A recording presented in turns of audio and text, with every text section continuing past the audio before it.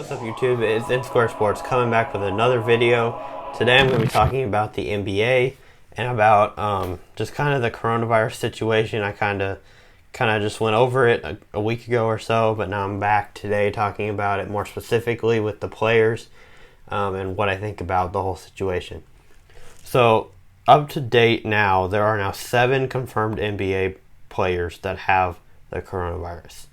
So there are kind of really 3 notable names, but there are only 4 that they've released. And the reason why there's now 7, there was just 3, now there are 7. It was confirmed I think yesterday that when I'm recording this yesterday, it'll probably be like, a good couple of days for y'all watching this video. But it was said that the Brooklyn Nets had 4 players that had it.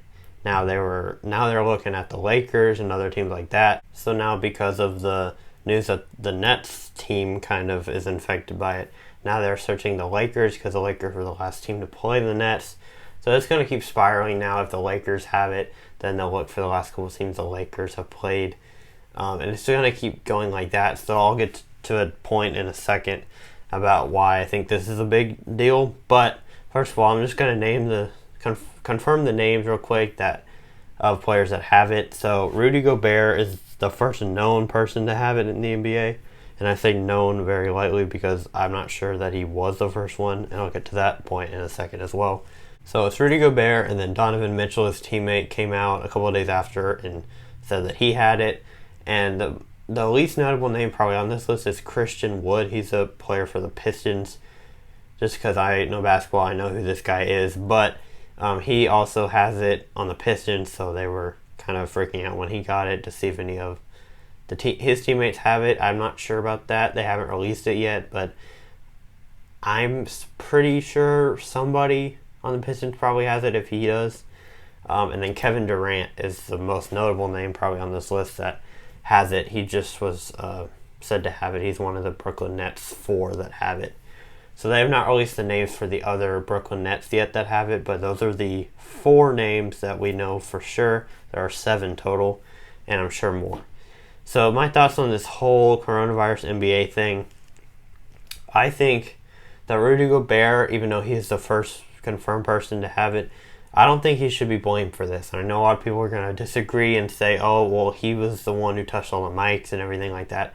Well, yes, he did it, and he was very immature to do that because he thought he didn't have it and he thought it was a joke. And I do agree that people have the right to hate him for that if they want to. I am not going to hate him for it, and I'll tell you why. I think that Rudy Gobert should not be blamed for this event, even though he was immature.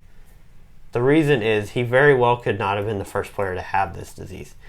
Somebody else in the NBA could have had it and given it to him, and he didn't know about it. So yeah, you can say, oh, he was not looking out for other players and other people just in general, which could be true, but also he very well could not have been the first one. Donovan Mitchell could have been the one who gave it to him, and Donovan Mitchell was the first one to have it. So I don't think Rudy Gobert deserves all that blame if somebody else could have given it to him first, and probably somebody else did give it to him. So I just don't agree with that. It could have been a fan that gave it to him who coughed and some of the particles got on him. Like, it could have been that. So I don't think he deserves all the blame, even though he does deserve some, I think, just because he wasn't mature about handling it. But I think we're all like hitting on him when it might not even be all his fault. But I do think, going back to my point about only 7 confirmed, I think there are many more. I think there could be over 20 NBA players, maybe 30 NBA players that have it, but they're just not confirmed yet. And it's so hard to get a test now that this is a big possibility that there are more than 20 players that have it in the NBA that are just not confirmed. The reason I think about this is it's because basketball is such a contact sport that almost everybody on every possession on the court touches the ball at some point. Probably, I would say about 6 or 7 players touch the ball every possession on the court. And I just mean one possession because you pass it, when you have 5 guys, you pass it, there's a possibility that 4 guys on your team could touch it. And then when you come back up the court, somebody gets it out of the basket if you make a shot or get the rebound, and then somebody throws it in. So I think there you could have 6 or 7 players touch the ball at once. One person has the coronavirus and all 7 players have touched that same ball, then boom, that could give them the coronavirus if they just touch their face. Like, it's very easy that there could be a lot more athletes than you think that have it. Also, with fans being so close is another possibility. That's kind of what I have to say about it. I think it's really important that basketball players and the staff of the NBA do not really go out too much. They kind of stay to themselves because of this fact that NBA and basketball is a very contact sport. And by contact, I don't mean physical contact necessarily, but a physical contact in the sense that you touch the ball, you touch each other, you bump up against each other, you sweat, you cough, you sneeze.